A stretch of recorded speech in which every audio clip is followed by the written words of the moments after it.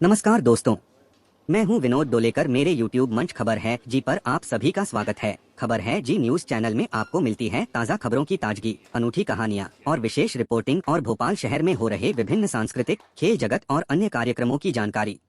इसलिए बने रहें हमारे YouTube चैनल खबर है जी के साथ। देश में 1 जुलाई 2024 से लागू हो रही भारतीय न्याय संहिता आपराधिक अधिनियम को लेकर भोपाल में मीडिया कार्यशाला का आयोजन किया गया। यह कार्यक्रम पत्र सूचना कार्यालय भोपाल द्वारा आयोजित किया गया, जिसमें deputy police commissioner Priyanka Shukla, अतिरिक्त जिला अभियोजक प्रियंका उपाध्याय, पीआईबी के अपर महानिदेशक प्रशांत पाठराबे और उप महानिदेशक सत्येंद्र शरण विशेष अतिथि के रूप में मंचासीन रहे। कार्यक्रम के दौरान वक्ताओं ने पिछले वर्ष संसद में पारित भारतीय न्याय संहिता 2023 में किए गए 3 नए आपराधिक कानून संशोधनों के बारे में जानकारी दी। इन संशोधनों का उद्देश्य देश की न्याय प्रणाली को अधिक सुलभ और जवाबदेही बनाना और कानून व्यवस्था में पारदर्शिता लाना है। इसके तहत इंडियन पीनल कोड आईपीसी और सीआरपीसी में नए संशोधित कानून शामिल किए गए हैं। गृह मंत्रालय द्वारा जारी अधिसूचना के अनुसार ये नए आपराधिक कानून 1 जुलाई 2024 से लागू होंगे। नए कानूनों में भारतीय न्याय संहिता, भारतीय नागरिक सुरक्षा संहिता और भारतीय साक्ष्य अधिनियम के साथ महिला एवं यौन अपराध कानूनों में भी संशोधित धाराएं शामिल हैं। इन कानूनों के तहत न्याय व्यवस्था में पारदर्शिता और जवाबदेही को बढ़ावा मिलेगा, संगठित आतंकवाद और बढ़ते डिजिटल अपराधों को रोकने में मदद मिलेगी और वो और अधिक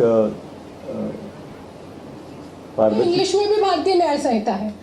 सीआरपीसी भारतीय नागरिक सुरक्षा अधिनियम संहिता कर दी गई है, इंग्लिश में भी भारतीय नागरिक सुरक्षा संहिता ही कर दी गई है। इसमें इंग्लिश में नाम किसी भी उसके संहिताओं के चेंज नहीं हुए हैं।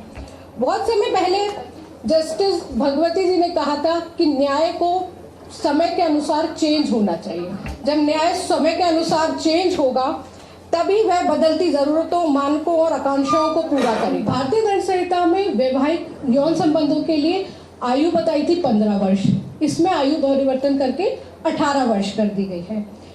भारतीय न्याय संहिता या भारतीय नागरिक सुरक्षा अधिनियम या भारतीय साक्ष्य अधिनियम में जो सबसे पहले चेंज हुआ है वो है प्रौद्योगिक और फॉरेंसिक का।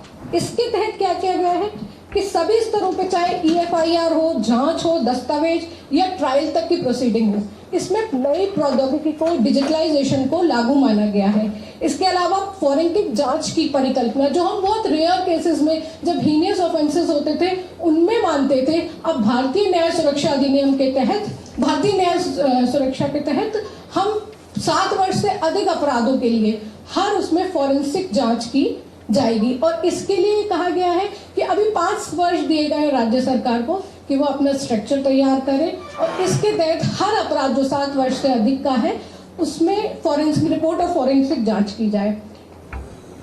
बहुत बहुत धन्यवाद प्रियंका मैडम। जो 1 जुलाई से ये जो नए कानून लागू होने जा रहे हैं, बेहतर सरलता से न्याय मिल सके देश के लोगों को, ये इसका मूल उद्देश्य है।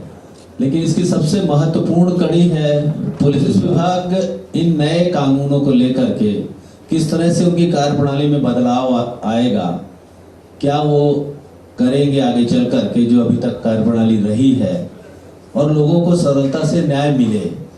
इस पुलिस विभाग की कार्यप्रणाली को लेकर के जो भविष्य होने जा रही है उस पर आप लोगों को संबोधित करने के लिए मैं आमंत्रित करना चाहूँगा सुश्री प्रियंका शुक्ला मैडम को, जो DCP हैं। आदरणीय प्रियंका, उपनिदेशक PIB सत्येंद्र शरण जी और आदरणीय हमारे सभी पत्रकार बंधु जो यहाँ पर उपस्थित हैं। हम यहाँ पर जो चर्चा करने के लिए आज उपस्थित हैं, जो PIB के द्वारा इनिशिएटिव दिया गया है, जो हमारे नए कानून जिनको प्रेसिडेंशियल एसेंट जो था वो दिसंबर 2023 में मिल चुका था और 1 जुलाई 2024 जिनकी तारीख निर्धारित हुई है कि उनको हमें लागू करना है। तो ये एक बहुत बड़ा ओवरहॉल है हमारे क्रिमिनल जस्टिस सिस्टम का। इसमें जैसे कि जो भी निटिग्रिटीज़ हैं, जो भी इम्पोर्टेंट चेंजेस हैं, मैम ने काफ़ी ज़्यादा डिटेल में ऑलरेडी बता दिए हैं। लगभग सभी उन्होंने पूरी चीज़ें कवर की हैं, तो उस पर मैं डिस्कस नहीं करूँगी। मैं जैसा कि सत्येंद्र शरण जी ने बताया कि पुलिस के कार्यप्रणाली में क्या चेंजेस आएंगे, क्या इफेक्ट पड़ेगा, उस पर मैं ज़्यादा डिस्कस करूँगी। तो इसमें जैसे कि विक्टिम सेंट्रिक अप्रोच की बात हुई है कि इसका जो उद्देश्य है वो न्याय है, ना कि दंड है, जिससे कि एक निर्धारित समय में सभी को न्याय मिले। जैसे कि 0 FIR और EFIR पहले से मध्य प्रदेश पुलिस में जो है होती आ रही है। EFIR का अभी तक जो है काफ़ी लिमिटेड ज्यूरिसडिक्शन है, जो कि आप 1 लाख से कम की चोरी में या वाहन चोरी में आप दर्ज कर सकते हैं। मध्य प्रदेश पहले ऐसे प्रदेशों में से है जहां पर हमने EFIR की प्रणाली जो है काफ़ी कुछ समय से जो चल रही है।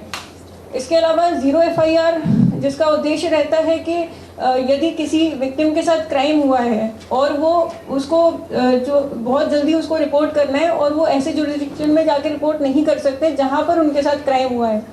कई बार जो है क्राइम शुरू हो जाता है, जैसे कि 376 के केसेस में रिलेशनशिप में रहते हैं या फिर कुछ उनको झूठ बोल के शादी कर लेंगे, इस तरीके से क्राइम शुरू होता है। लेकिन 1 साल 1.5 साल बाद उनको लगता है कि हमें जो है ठगा गया, हमारे साथ क्राइम हुआ है, इनका उद्देश्य था नहीं इस प्रकार का। तो हो सकता है कि वो जो क्राइम का इनिशिएशन हो वो किसी अगर और आपको हमारी वीडियो अच्छी लगी हो तो कृपया सब्सक्राइब बटन पर क्लिक करें और हमारे चैनल को सब्सक्राइब करें। अपने विचार और सुझाव से हमें कमेंट्स में जरूर बताएं।